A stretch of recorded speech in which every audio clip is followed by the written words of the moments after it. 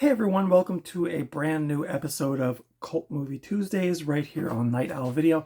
Today I'm going to be talking about the film Quest for Fire, so I hope you'll stick around. We'll be talking about production, cast, critical reception, my thoughts on the film, where you can watch it, and all that jazz. So I hope you'll stick around till the end. And thank you to everybody who has recently subscribed and thumbs up and comments. I love all of your support. Thanks again. Let's jump right into this. Today is a 1981 prehistoric fantasy adventure film, Quest for Fire, directed by Jean-Jacques Annaud, who also directed The Bear, The Lover, and Enemy at the Gates, among others. This movie stars Everett McGill, who was in Dune, Silver Bullet, as well as Twin Peaks. I think in Twin Peaks he was married to the woman with the curtain rods there, that guy. He's very recognizable. It also stars Radon Chong, who was in Commando and Tales from the Dark Side, the movie. And this also stars the lovely Ron Perlman, who was in Kronos, Hellboy, and I usually think of him as Alien Resurrection. And City of the Lost Children, I think he was in that as well. He's been in so much stuff, and I really do like Ron Perlman, and he's really good in this. This, I think, was his first film. The synopsis for Quest for Fire is, in the prehistoric world, a Cro-Magnon tribe depends on an ever-burning source of fire, which eventually extinguishes. Lacking the knowledge to start a new fire, the tribe sends 3 warriors, Everett McGill, Ron Perlman, and Namir El-Kadi, on a quest for more. With the tribe's future at stake, the warriors make their way across a treacherous landscape full of hostile tribes and monstrous beasts. On their journey, they encounter Aika, who is played by Radon Chong, a woman who has the knowledge they seek. So at the beginning of the film, they've got this little ball of fire, and they're trying to keep it, alive. But it's so treacherous, the landscape, that it eventually burns out. And so they're on this quest for fire. So that's that's the adventure, the premise of the adventure. This is a Canadian-French co-production and a film adaptation of the 1911 Belgian novel The Quest for Fire by J.H. Rosny. Special language forms were created by novelist Anthony Burgess. You may know him as, I think he's the author of A Clockwork Orange, if I'm not mistaken. Anthony Burgess, while patterns of movement and gesture were developed by anthropologist Desmond Morris. The more advanced language of the Avaka was largely based on those of the Cree and Inuit native peoples of northern Canada, which caused some amusement among those in this group who saw the film, since the words have little to do with the plot. So I guess there was some inconsistencies there.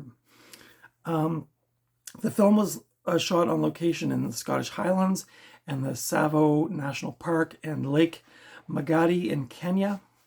The opening sequence was filmed at Cathedral Grove on Vancouver Island, British Columbia, Canada, for the forest scenes, whereas the cave home was filmed at Grieg's Caves on the Bruce Peninsula along the Niagara Escarpment.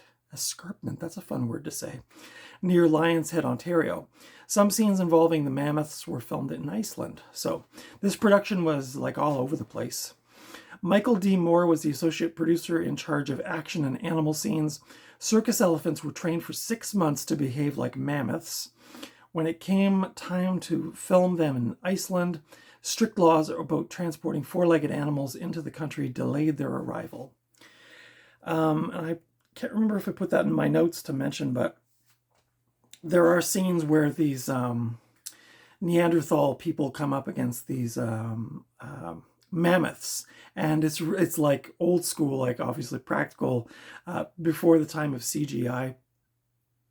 They did a really cool job, shooting up towards the mammoths. It really gave it quite a bit of depth and kind of made it thrilling, really, to watch. This film currently holds an 88% on Rotten Tomatoes. Roger Ebert gave the film 3.5 out of 4 stars, writing that he saw it as a borderline comedy in the opening scene, but then these characters and their quest began to grow on me, and by the time the movie was over, I cared very much about how their lives would turn out. This film was Not intended to be a scientifically accurate documentary of a specific point in prehistory. This is reinforced by the response from the scientific community at the time. In an essay for the journal American Anthropologist, Brown University linguistics professor Philip Lieberman described the film as absurd, the mixture of different levels of advancement among different tribes living in close proximity. So it wasn't like historically accurate, much like we did. I talked about 1 million years BC last week, which, just recently. These movies are fantasy. They're not made for the scientific community to go, oh, that's what it must have really looked like. It's like, no, this is an interpretation. This is fantasy. This is a imagining of what it might have been like. But it's, I mean, these poor movie directors and creators and story writers, I mean, they're just, they're playing with the material that they have and what they know. And I think sometimes, they get a little critical of these things. These are fantasy movies after all. My thoughts on this film, Quest for Fire, very atmospheric. Not for everyone. There's really no dialogue. It's just grunting and groaning and saying a few words here and there, but in different languages. It's very sparse as far as dialogue goes. This is mostly about the trek and finding that spark, and that's what makes this film exciting. It's a very slow burn. You have to have the patience to follow along and sort of invest yourself in the mystery and the darkness. And I know the mystery's been sucked out of our lives so bad by, technology and the internet and all that crap, that, for some folks watching this, they're not going to be able to invest in this. I grew up in a time this came out in 81. I was 11 when this came out, so this was this was it for entertainment. I didn't see this as a child, but suffice to say, I can still kind of let myself go and really enjoy the mystery of these things and get invested in it and enjoy the practical effects and not have to have that CGI nonsense going on. So this is kind of my jam. So I might be a little biased, but I would encourage you to check it out. I thought it was, again, there's little dialogue. It's mostly just the trek. It's the peril that these characters come into contact with. Like I said, the mammoth part I thought was really well done. I remember hearing about this movie as a kid, actually. And, people were sort of making fun of it and saying, oh, it's just a bunch of cavemen and cavewomen grunting and groaning and walking around for 2 hours. And I think those people probably failed to realize what this movie was really about, which is survival and teamwork and mystery and all of those wonderful things. So I would highly recommend this if you're into those kind of slow burn adventures with some good peril. Again, it's not scientifically accurate, but it kind of puts you in that time of imagining what it must have been like. So for me, I thought it was very exciting. Even all these years later, to watch this for the first time, I thought, oh, I really like this. This edition is the 20th Century Fox release from 2003 DVD. Let's see what else I can tell you about it. It's 100 minutes long, so it's not too long. It's rated R in Canada. This is a Region 1 DVD. This, I think, is from a pawn shop, and then prior to that, it was from Value Village, as you can see. I don't know if I can really show you. There's a picture of the cavemen there, the Neanderthals. And the inside, let's see what we got. Pretty plain artwork inside. The chapter card itself was kind of beat up when I got it like that. It's got a kind of a nasty crease in it. Oh, there's Ron Perlman there, I think.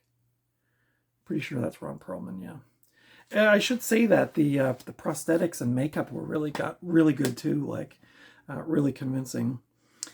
What else can I tell you about this movie? Are there any? So the special features are audio commentary with Jean-Jacques Annaud, Michael Gruskoff, Ron Perlman, and Ray Don Chong. It has a director's commentary, theatrical trailer, Quest for the Adventure featurette. So even for a 2003 DVD, over 20 years old, it still had some pretty cool special features. So this is the widescreen edition. Leonard Maltin says, tense, touching, and fascinating. I couldn't have said it better Leonard Maltin. So yeah, that's my thoughts on Quest for Fire. Let me know your thoughts in the comments below. I don't know how many people really love this movie. I'm pretty sure it got a standing ovation at Cannes or one of those big film festivals. I think it was pretty well liked when it came out. I don't know how kind time has been to it, but Quest for Fire, let me know your thoughts in the comments below. Consider subscribing to my channel if you haven't already. Follow me over on Instagram at Night Owl Video. And until next time, I will see you at the video store or at the thrift store or just out and about somewhere. Hopefully not out in a prehistoric land, out in the prehistoric times looking for fire, because that would be, I wouldn't have survived. I'm telling you that right now, but anyway, thank you so much for watching, and I'll see you in the next video. Bye.